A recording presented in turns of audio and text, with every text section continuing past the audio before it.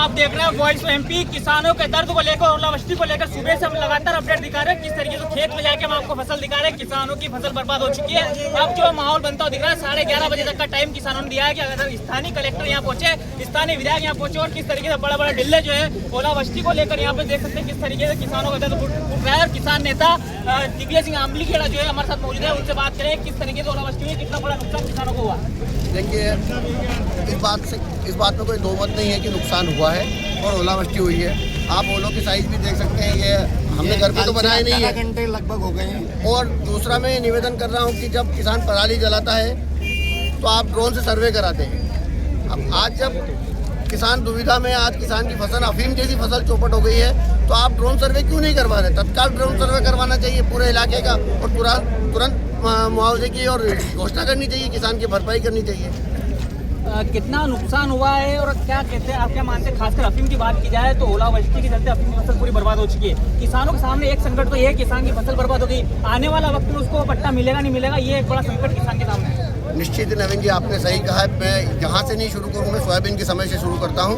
Soybean की फसल में किसान को सरकार ने मुआवजा दिया है, भावांतर दिया है, और मुआवजे के लिए भी सरकार ने कहा कि मतलब एक फसल आपकी वो चौपट हो चुकी है, अब दूसरी फसल वापस ये चौपट हो गई है। और अफीम की फसल में मुझे ऐसा लगता है कि 100% नुकसान होगा। अब सरकार इस बात को तय करे कि किसान पट्टे का क्या करेगा। उसका पट्टा भी या तो किसान हकाई कराए प्रशासन की उपस्थिति में और अगली बार पुनः उसको पट्टा जारी करे, या इसकी कोई नीति निर्धारित करे कि वो अपने मापदंड पर खरा नहीं उतरेगा तब भी उन्हें पट्टा दिया जाएगा। तो ये सब बातें प्रशासन और शासन के लोगों को, अधिकारियों को, कर्मचारियों को और किसान को आश्वस्त करना चाहिए। किसान और प्रशासन के साथ खड़ा है, क्योंकि आपको पता है कि हर फसल के साथ जो नुकसान हुआ है उसकी कोई भरपाई नहीं की जा सकती, और उसके लिए कोई स्पष्ट मापदंड भी नहीं है कि इस प्रकार की कोई भरपाई होगी, इस प्रकार का कोई मुआवजा मिलेगा। खासकर अफीम की बात करें तो एक बड़ा सवाल ये है कि अन्य फसलों में मुआवजे का प्रावधान है, लेकिन अफीम की फसल में मुआवजे का प्रावधान नहीं है। स्थानीय सांसद को ये आवाज केंद्र सरकार को उठानी चाहिए कि मुआवजे का प्रावधान जो है नीति बननी चाहिए। मैंने अभी आपसे ये स्पष्ट कहा है कि भाई हर फसल में मुआवजे का प्रावधान है।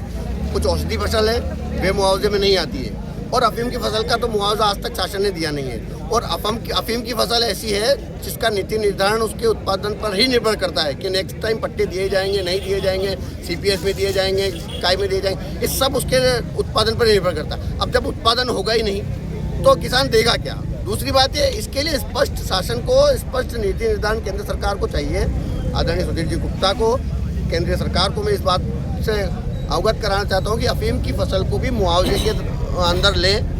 कैसे उसका मुआवजा दिया जाएगा, कैसे उसका आकलन किया जाएगा, ये सब चीज़ें मापदंड के आधार पर तय होनी चाहिए। अब क्या एक्शन, अगर आपकी बात नहीं मानी जाती, किसानों की बात नहीं मानी जाती, क्या एक्शन? देखिए, वैसे तो मैं सभी किसानों से आग्रह करूंगा कि इस बात को शांतिपूर्ण तरीके से करें, शांतिपूर्ण तरीके से प्रशासन से अपनी बात कहें। और मेरा ऐसा मानना है कि किसान कहे न कहे, प्रशासन स्वयं को उपस्थित होकर किसानों की बात सुननी चाहिए, जनप्रतिनिधियों को आकर यहाँ बात सुननी चाहिए।